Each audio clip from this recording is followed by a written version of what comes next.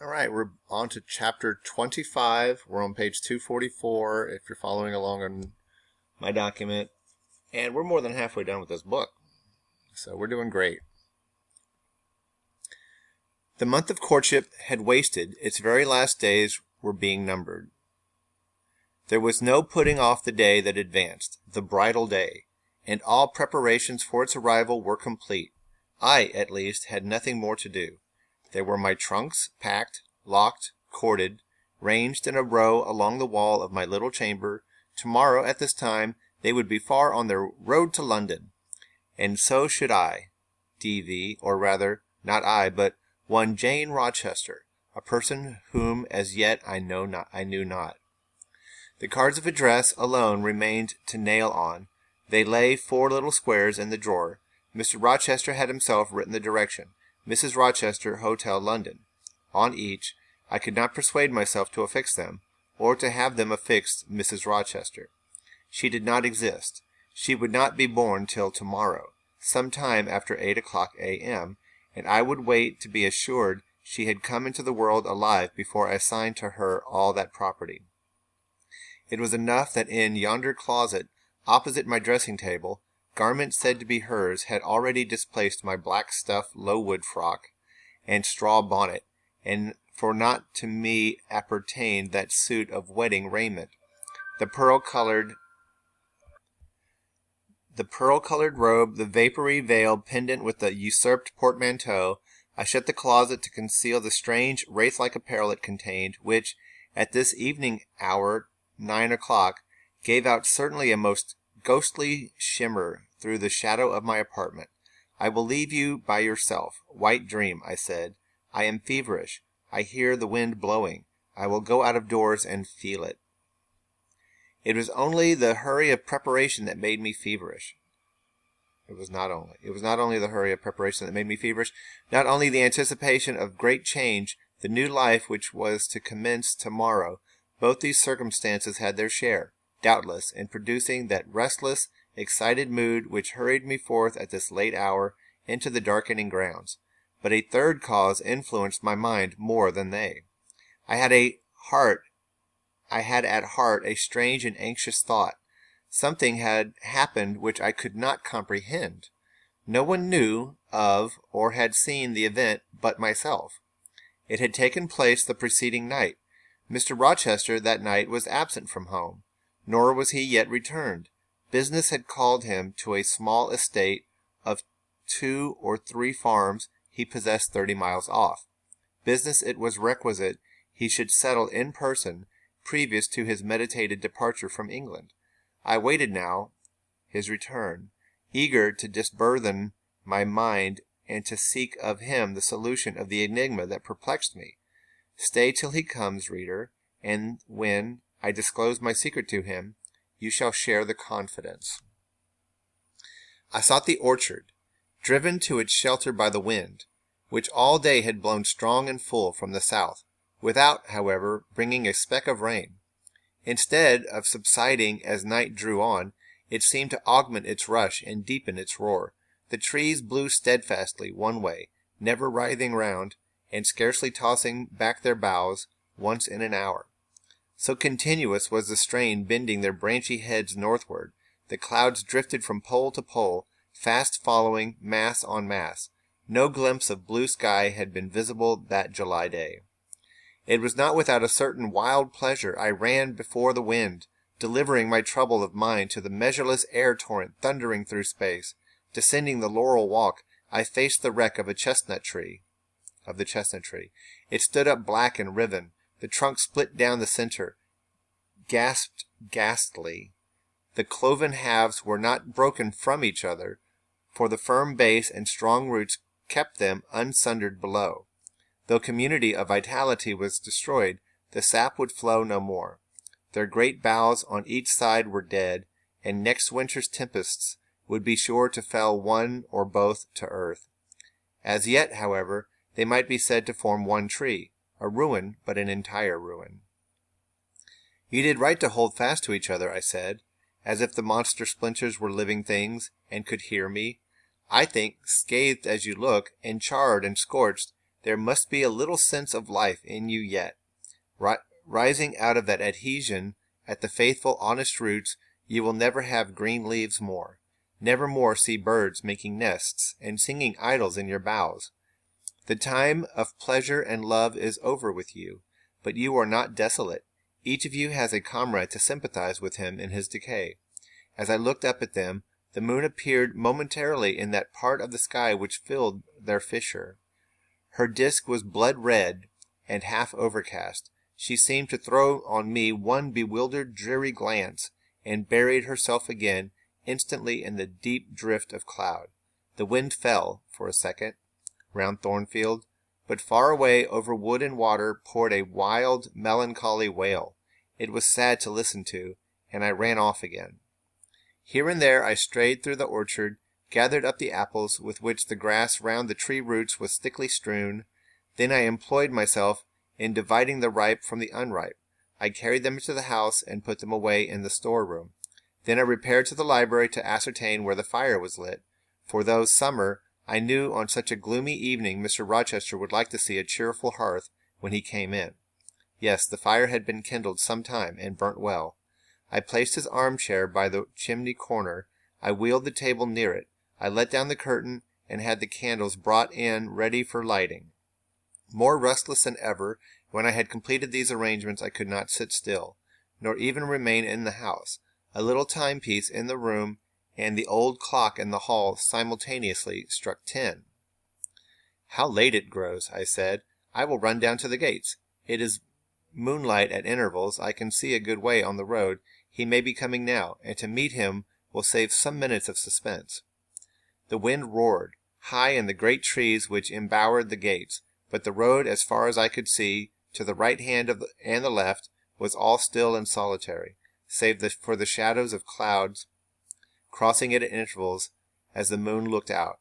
It was but a long, pale line, unvaried by one moving speck. A puerile tear dimmed my eye while I looked. A tear of disappointment and impatience. Ashamed of it, I wiped it away. I lingered. The moon shut herself wholly within her chamber, and drew close her curtain of dense cloud. The night grew dark. Rain came driving fast on the gale. "I wish he would come. I wish he would come," I explained, seized with hypochondriac foreboding. I had expected his arrival before tea. Now it was dark. What could keep him? Had an accident happened? The event of last night again recurred to me. I interpreted it as a warning of disaster. I feared my hopes were too bright to be realized, and I had enjoyed so much bliss lately that I imagined my fortune had passed its meridian, and must now decline. Well, I cannot return to the house, I thought. I can only sit by the fireside, while he is abroad in inclement weather. Better tire my limbs and strain my heart. I will go forward and meet him. I set out. I walked fast, but not far. Ere I had measured 1/4 of a mile, I heard the tramp of hoofs. A horseman came on. Full gallop. A dog ran by his side. Away with its evil presentiment. It was he. Here he was, mounted on Mesrour, followed by Pilot. He saw me, for the moon had opened a blue field in the sky, and rode in it watery bright. He took his hat off and waved it round his head. I now ran to meet him. "There!" he exclaimed, as he stretched out his hand and bent from the saddle. "You can't do without me, that is evident. Step on my boot toe. Give me both hands. Mount." I obeyed. Joy made me agile. I sprang up before him. A hearty kissing I got for a welcome, and some boastful triumph, which I swallowed as well as I could. He checked himself in his exultation to demand, "But is there anything the matter, Janet, that you can't come to meet me at such an hour? Is there anything wrong?" "No, but I thought you would never come. I could not bear to wait in the house for you, especially with this rain and wind." "Rain and wind, indeed. Yes, you are dripping like a mermaid. Pull my cloak round you. But I think you are feverish, Jane. Both your cheek and hand are burning hot. I ask again, is there anything the matter?" "Nothing now. I am neither afraid nor unhappy." "Then you have been both?" "Rather. But I'll tell you all about it by and by, sir, and I dare say you will only laugh at me for my pains." "I'll laugh at you heartily when tomorrow is past. Till then I dare not. My prize is not certain. This is you, who have been as slippery as an eel this last month, and as thorny as a briar rose. I could not lay a finger anywhere but I was pricked.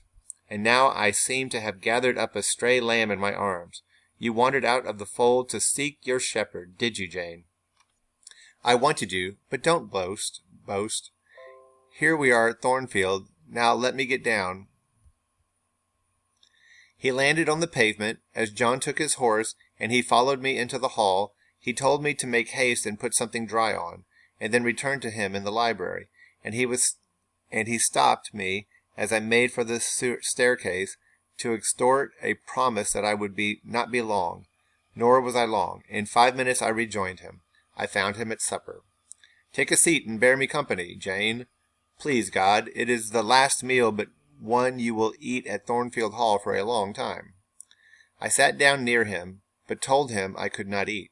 It is because you have the prospect of journey before you, Jane.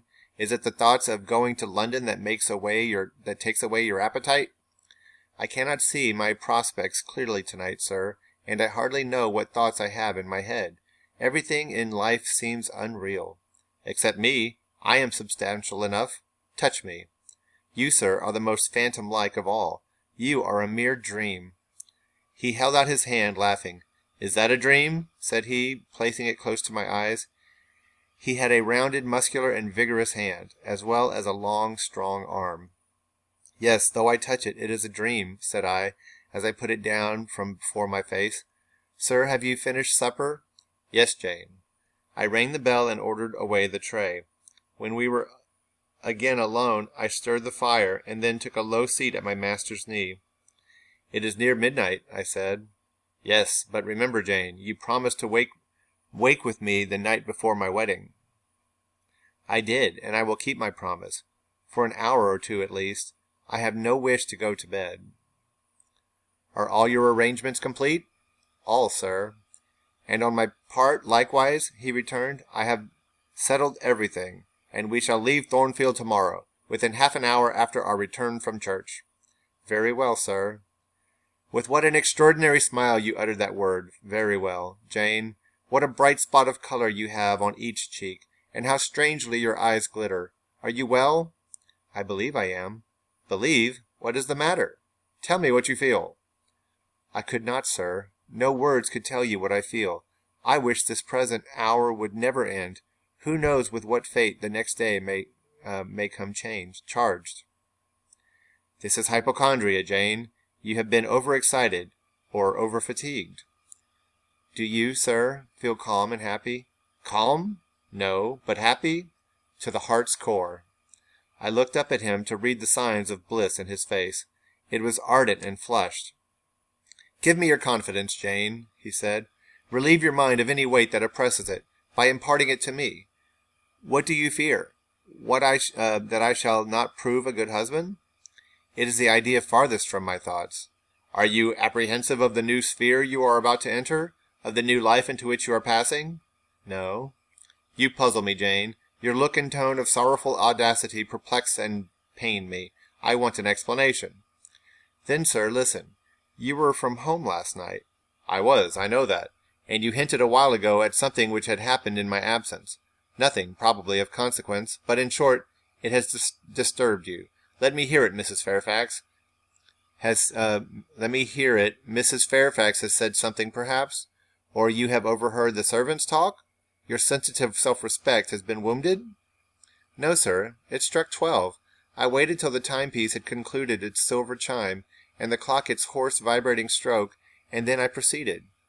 All day yesterday I was very busy, and very happy in my ceaseless bustle, for I am not, as you seem to think, troubled by any haunting fears about the new sphere, etc. I think it a glorious thing to have the hope of living with you, because I love you. No, sir, don't caress me now. Let me talk undisturbed. Yesterday I trusted well in Providence, and believed that events were working together for your good and mine. It was a fine day, if you recollect. The calmness of the air and sky forbade apprehensions respecting your safety or comfort on your journey. I walked a little while on the pavement after tea, thinking of you, and I beheld you in my imagination so near me, I scarcely missed your actual presence.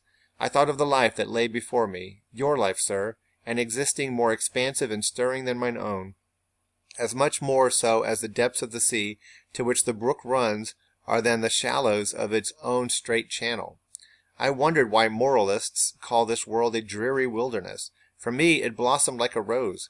Just as sunset, the air turned cold, and the sky cloudy.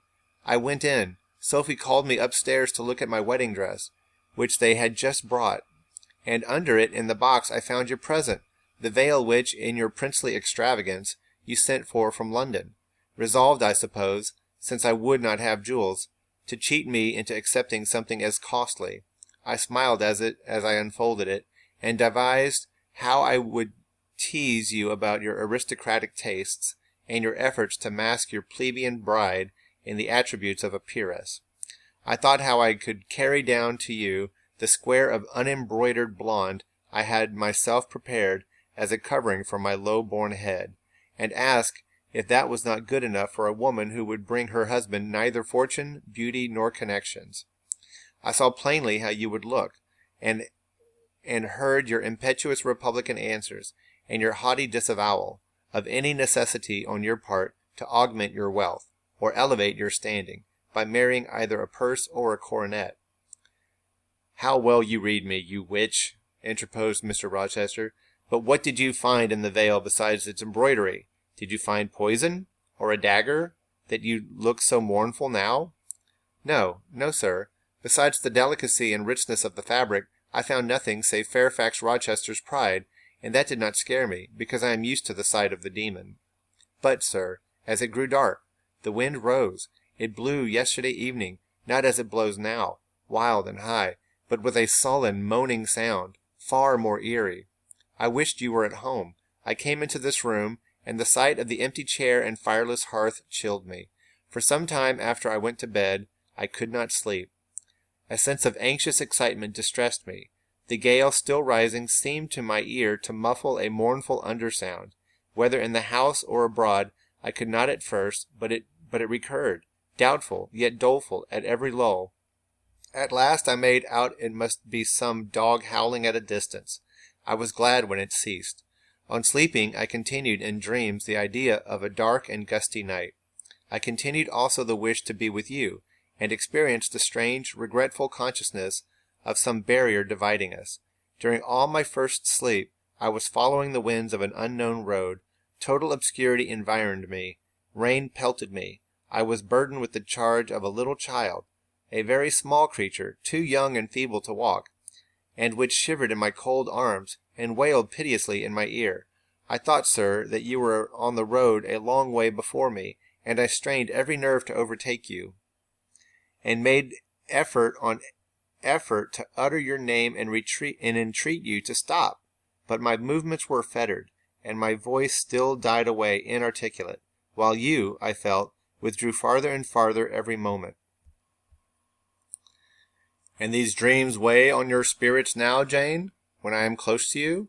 Little nervous subject. Forget visionary woe, and think only of real happiness. You say you love me, Janet. Yes, I will not forget that, and you cannot deny it. Those words did not die inarticulate on your lips. I heard them clear and soft, a thought too solemn perhaps, but sweet as music.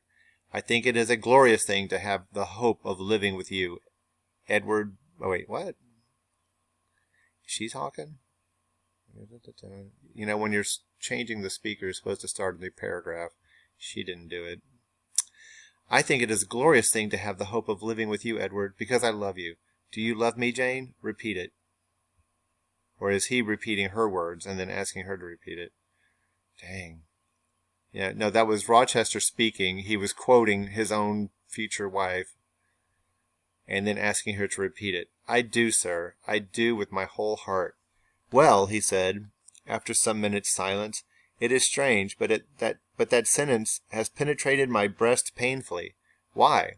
I think because you said it with such an earnest, religious energy, and because your upward gaze at me now is very sublime of faith, truth, and devotion. It is too much as if some spirit were near me. Look, wicked Jane, as you know well how to look. Coin one of your wild, shy, provoking smiles. Tell me you hate me. Tease me, vex me, do anything but move me. I would rather be incensed than saddened. I will tease you and vex you to your heart's content when I have finished my tale. But hear me to the end. I thought, Jane, you had told me all. I thought I had found the source of your melancholy in a dream. I shook my head. What? Is there more? But I will not believe it to be anything important. I warn you of incredulity beforehand. Go on. The disquietude of his air, the somewhat apprehensive impatience of his manner surprised me, but I proceeded. I dreamt another dream, sir, that Thornfield Hall was a dreary ruin, the retreat of bats and owls. I thought of all the stately front nothing remained but a shell-like wall, very high and very fragile. I wandered on a moonlight night through the grass-grown enclosure within. Here I stumped over a marble hearth, and there over a fallen fragment of cornice. Wrapped up in a shawl, I still carried the unknown little child. I might not lay it down anywhere, however tired were my arms. However much its weight impeded my progress, I must retain it. I heard the gallop of a horse at a distance on the road. I was sure it was you, and you were departing for many years and for a distant country. I climbed the thin wall with frantic, perilous haste, eager to catch one glimpse of you from the top. The stories rolled from under my feet. The ivy branches I grasped gave way. The child clung round my neck in terror, and almost strangled me. At last I gained the summit. I saw you like a speck on a white track, lessening every moment. The blast blew so strong I could not stand. I sat down on the narrow ledge. I hushed the scared infant in my lap. You turned an angle of the road. I bent forward to take a last look. The wall crumbled. I was again. The child rolled on my knee. I was shaken. The child rolled on my knee. I lost my balance, fell, and woke. Okay, so remember when Bessie said that if you dream about a baby that means bad luck is coming? Well, Jane's done it twice in one night now. All right. Now, Jane, is that all? All the preface, sir. The tale is yet to come. On waking, a gleam dazzled my eyes. I thought, oh, it is daylight. But I was mistaken. It was only candlelight. Sophie, I supposed, had come in. There was a light in the dressing table, and the door on the closet where, before going to bed, I had hung my wedding dress and veil, stood open. I heard a rustling there. I asked, Sophie, what are you doing? No one answered, but a form emerged from the closet. It took the light, held it aloft, and surveyed the garments pendant from my portmanteau. Sophie! Sophie!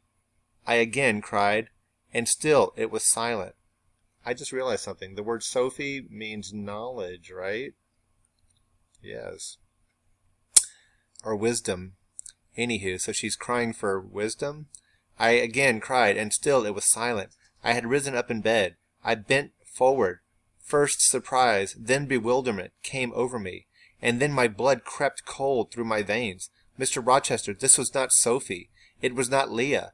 It was not Mrs. Fairfax. It was not... No, I was sure of it, and am still. It was not even that strange woman, Grace Poole. It must have been one of them, interrupted my master. No, sir. I solemnly assure you to the contrary. The shape standing before me had never crossed my eyes within the precincts of Thornfield Hall. Before, the height, the contour, were new to me. Describe it, Jane. It seemed, sir, a woman tall and large, with thick and dark hair hanging down her back.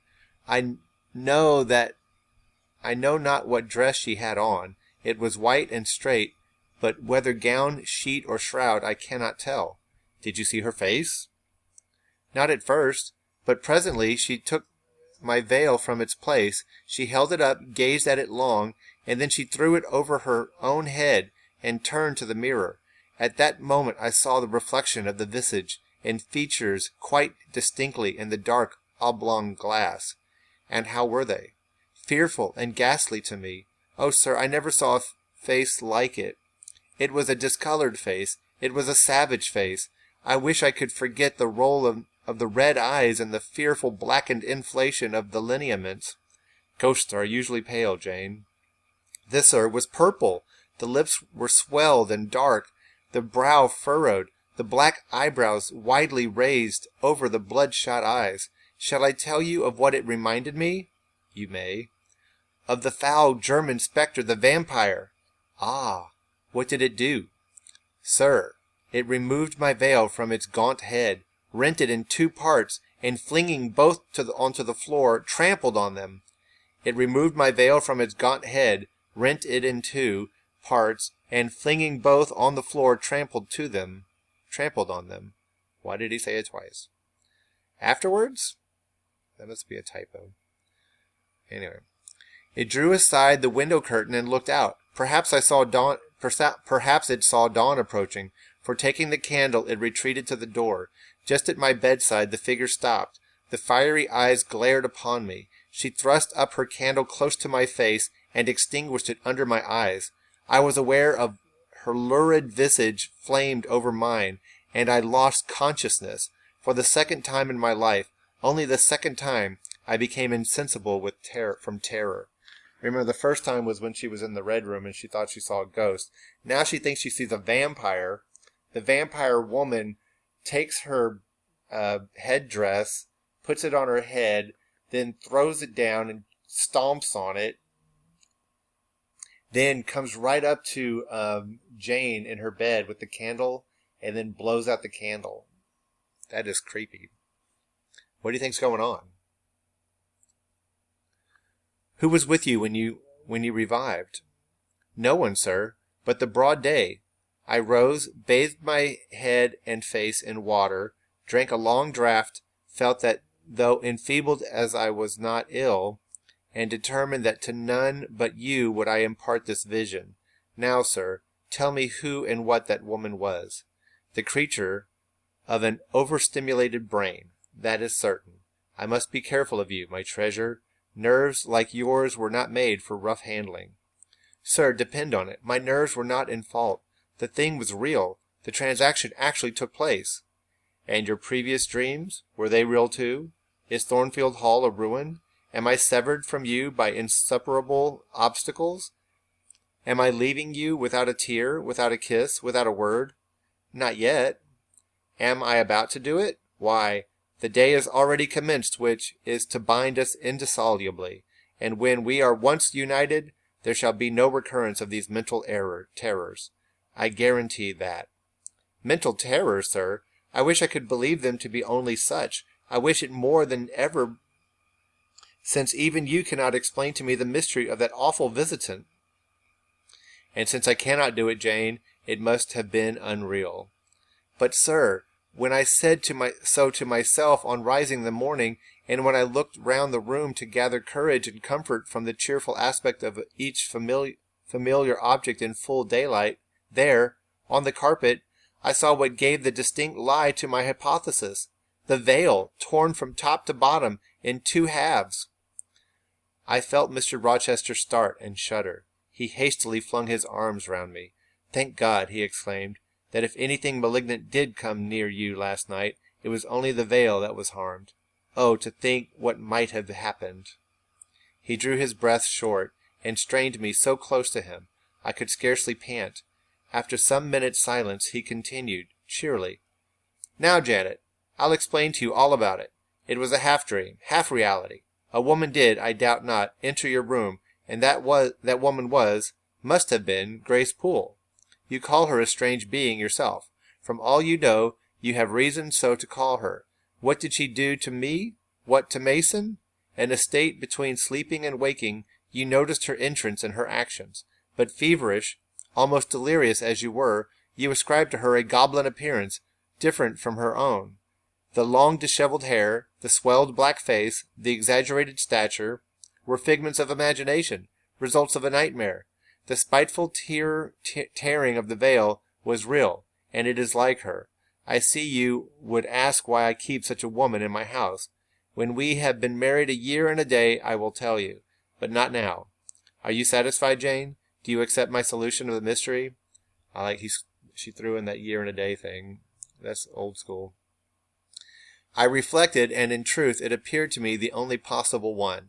Satisfied I was not, but to please him I endeavored to appear so. Relieved I certainly did feel, so I answered him with a contented smile. And now, as it was long past 1, I prepared to leave him. Does not Sophie sleep with Adele in the nursery? He asked, as I lit my candle. Yes, sir. And there is room enough in Adele's little bed for you?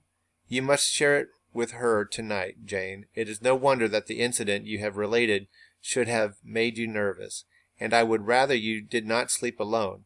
Promise me to go to the nursery. I shall be very glad to do so, sir. And fasten the door securely on the inside. Wake Sophie when you go upstairs, under pretense of requesting her to rouse you in good time tomorrow, for you must be dressed and have finished breakfast before 8. And now, no more somber thoughts. Chase dull care away, Janet. Don't you hear to what soft whispers the wind has fallen? And there is no more beating of rain against the window panes. Look here. He lifted up the curtain. It is a lovely night. It was. Half heaven was pure and stainless. The clouds, now trooping before the wind, which had shifted to the west, were filing off eastward in long, silvered columns. The moon shone peacefully. Well, said Mr. Rochester, gazing inquiringly into my eyes, how is my Janet now? The night is serene, sir, and so am I. And you will not dream of separation and sorrow tonight, but of happy love and blissful union. This prediction was but half fulfilled. I did not indeed dream of sorrow, but as little did I dream of joy, for I never slept at all. With little Adele in my arms, I watched the slumber of childhood, so tranquil, so passionless, so innocent, and waited for the coming day. All my life was awake, and my Astor in my frame. And as soon as the sun rose, I rose too. I remember Adele clung to me as I left her. I remember I kissed her as I loosened her little hands from my neck, and I cried over her with strange emotion, and quitted her because I feared my sobs would break her still sound repose. She seemed the emblem of my past life, and here I was now to array myself to meet the dread, but adored type of my unknown future day. Oh, okay, so that's nice that she sees Adele as her past life and her childhood and her innocence, and that she's going to be losing that probably starting tomorrow. Okay, so far the story's been pretty realistic, but there have definitely been moments of romanticism or Gothic literature. For instance, it is pretty Gothic to have a vampire woman creep into a bride's room and scare the crap out of her 2 nights before her wedding day. So, again, like Charlotte Bronte is mixing elements of realism with elements of Gothicism or Romanticism. So keep that in mind. I'm telling you that because it'll probably help you with, a test coming up in the future. I'm going to take a break, and then when I come back, I'll start recording chapter 26.